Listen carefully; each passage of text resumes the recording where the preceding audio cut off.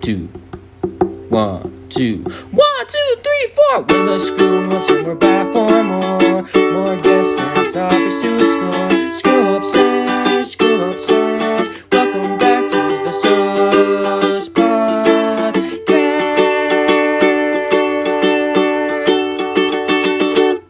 Was your most memorable like dessert or baked goods experience? Like, what's the best um dessert or baked good that you've ever had? Like, whether here or in another country, because It's hard to put my finger on what the specific dish is. Mhm. But I'd have to say the first thing that comes up in my mind is like my mom's baking. Oh. I mean, it was something that she would always make in the States every year around Christmas time. And she's not even that much of a baker. She's a really good cook. But I think that like the extra effort that gets put into baking was something I really appreciated from her, especially since bibingka wasn't widely available in the States, like at all. Mm-hmm. And yeah, I grew up on that bibingka, and in a way, I think it's very tied to my current inspirations now regarding food. I just love simplicity and the taste of home baking, and something that like connects to our roots. oh, yeah, for sure. Yeah, I loved her resourcefulness as well because you can't find some of the ingredients there. For example, you can't bake it in a banana leaf and stuff like that. Like it makes me think about how I'm here in the Philippines now, and I want to be able to like since I now have access to these certain things, these certain ingredients. Like I really want to maximize um, where I am. Yeah. And I don't know if that makes sense, but It Yeah. yeah, does. It does. really It does. um, feel more connected to Filipino baking. Oh, that's true, no? Like, it's kind of like, since your inspiration came from something that your mom used to make for you, like, you put that into your motivation for what you bake for other people so that, like, they feel the same way that you did receiving, like, something like that. And, nga, it pays tribute to, like, homage. Like, I'm sure, like, eating that while you were abroad, like, it gave you, like, taste of, of the Philippines. And Yeah, yeah, all those memories just came flooding in, and that's what made the experience that much more special. yeah. And back then in the States, I didn't really know much about Filipino food or culture.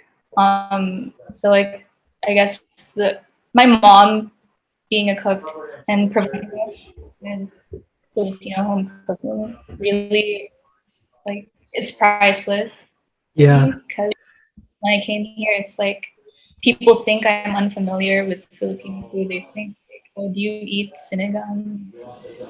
Like, of course I do, Yeah. Yeah. but it's like I think Filipino communities like, form an identity as a Filipino, and even though it's, I don't know. I think being a Filipino is really diverse. Yeah.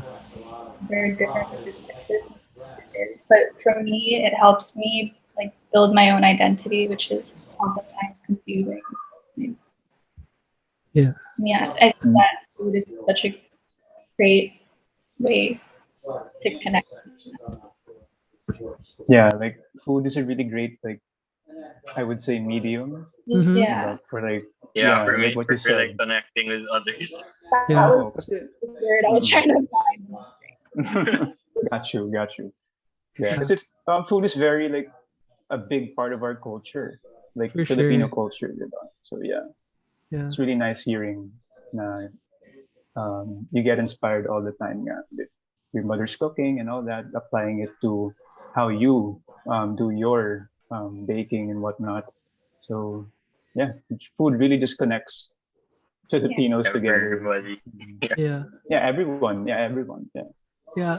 And it's like an eye opener also, like at times. Like like for me, like when I first tried like halo halo for the first time, I was just like, damn, this is so good. I was just like, I want more and stuff. So it's like what you mentioned earlier, like it's also a way for you to connect to your roots also. Because yun na nga, like in the Philippines, I feel like food's life to us also. Like there's so Yeah. many like great Filipino dishes that you can just make. Um and yeah, like the simplicity aspect of it too. Cause like bibingka's like kind of so simple but also like complicated to make as well.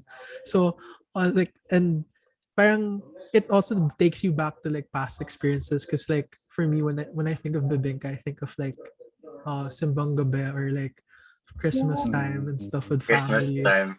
Yeah, yeah. So it's like super I don't know, I super understand like that sentiment talaga. Yeah. Thank you for sharing that. I agree with your halo halo experience. I guess when I was a kid, it was like random to me. Like, all these, I've never had this Yeah. combination. It's a strange concept, eh? Like Yeah. to hear all the ingredients inside, and then And you're then, gonna eat it all together. Like, right, of like each ingredient being there. But yeah, aside from connecting to our roots, it's like, I guess it's also connecting to our land. Mm. And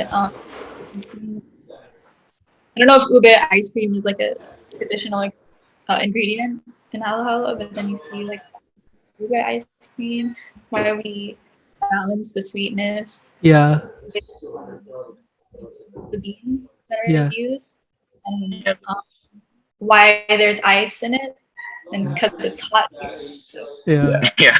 yeah, Yeah. For sure. It's hot right now. Yeah. yeah, I'm actually craving hala hala right now. Yeah. But yeah. Yeah, I don't know.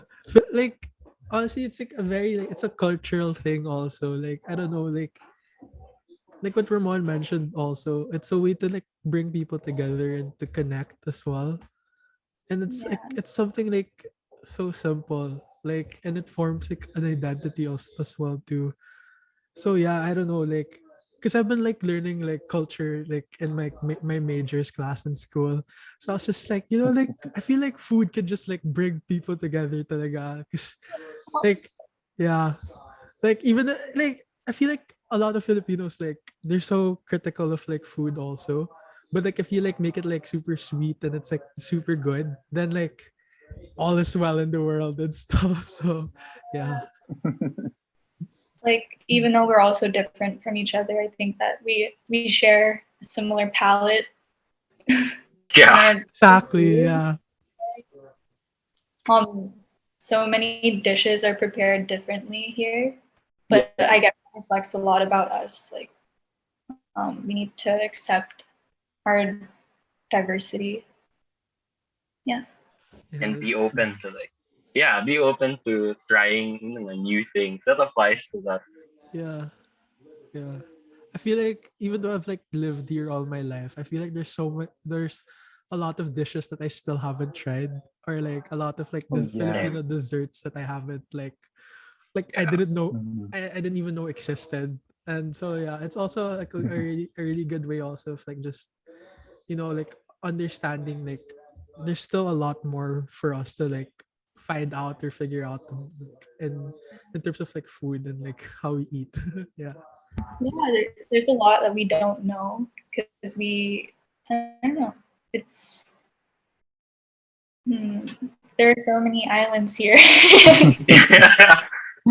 That sounded so like weird for me to say, but like we're also, we have so many things to share with each other and Yeah. explore about our country, and a lot of it is not as preserved as it was before. Yeah. So Yeah. Mhm. yeah, I hope like it can be carried on, That's true. and like um I don't know, amidst like this culture of like going to restaurants and getting food delivered, I still hope that like our traditional cooking remains. Mm, yeah. Well, right now I'm an intern at Panaderia Toyo. Um, it was surreal to be able to be surrounded by these people who are so fun to work with, and to be able to work like during the pandemic to get there at 4 a.m. some days, like Wow. especially during lunch, I had to get there 4 a.m. And I'd wake up at 3 a.m. And how that feels is like I'm wide awake, like, and I'm ready to go for the day. Like, and while I'm at work, I'm enjoying what I do, so I feel happy. Um, I love mixing bread with my hands, and I love shaping it and then baking it. I love the process. It gets me up even though it's 4 a.m. and and then I leave at around 7 sometimes. That was part of the lockdown shift, so I Mhm. leave at 7 p.m. and it's like I don't want to go home yet, Yeah. and I just feel even more alive than I was in the morning. And yeah, in general, that's how it feels. Like it feels like I know that this is what I like doing, and yeah, when I see people eating it and ordering bread at work, or when I see my friends ordering for themselves and their family, or even my own family like ordering and bringing it home, I just feel like very fulfilled. Mhm. Like this morning, or yesterday, I packed an order for my family. They ordered our leche pan and our pan de coco. Ooh. So when I woke up, I saw my brother cutting into the leche pan I made yesterday. And I don't know, it kind of like made me remember the past. I was baking at home, and like now I'm here baking at work, and it's packaged, and I believe in what my work does. And I believe in like the concept. I'm just really happy to see things come together and see my family eating something I prepared in a different context than it was last year. I guess it was like last year I was baking at home, and now it's like I'm baking at work, but they still get to enjoy it. And it, all in all, it just makes me very happy. Yeah. It also shows how far like you've grown and how far you've come with this like passion of Yeah. yours. Like to see it officially packaged, like to know that like you've made it to this level. That's like wow. Like I used to just be, baking for friends, for family, and now it's in a professional aspect, really getting to like share it with everybody, not just people you know, but also like, just complete strangers, and they're receiving the same kind of like level of passion that you had when you were baking for those closest to you. Yeah, exactly. I forgot to answer about the strangers, but when I see like people sharing their stories on Instagram and tagging Panaderia Toyo, like it doesn't get old seeing Mhm. them, like Yeah. realizing that was part of the process, which is a really long process of preparing that food that people get to enjoy. So Yeah. yeah, I think it really does bring us together at this time, and yeah, I think one of my tips is to experiment a lot and try to be creative with your food. I think a lot of people think that baking is kind of like strict, or you gotta like follow the instructions or the cookbook to the dot. But I think that the things that you'll be most happy about making are the ones that came from like what I said, like what you guys said, like the memories or whatever is meaningful to you. It's actually really fun to get started and try to make things you haven't made before. So that's how I started to like. None of the food I made really had such deep meaning at the start, because it was like I've never made, for example, I've never made like scallion pancakes, Chinese scallion pancakes. Like I want to make it, even though it doesn't connect to like my my Yeah. past. It's just really fun to like be in the kitchen and feel innovative and feel adventurous and be transported somewhere else. So when you get started on experimenting, I think just keep going, and it's really great to find inspiration and peace from your cooking and baking. Like, I hope it provides everyone the same kind of form of meditation it provides me. And for those who haven't tried it yet, I think they should try it out and see what it brings them. For people who want to pursue it as like a career, like me, I think it would be nice to throw yourself at whatever opportunity is available if you can.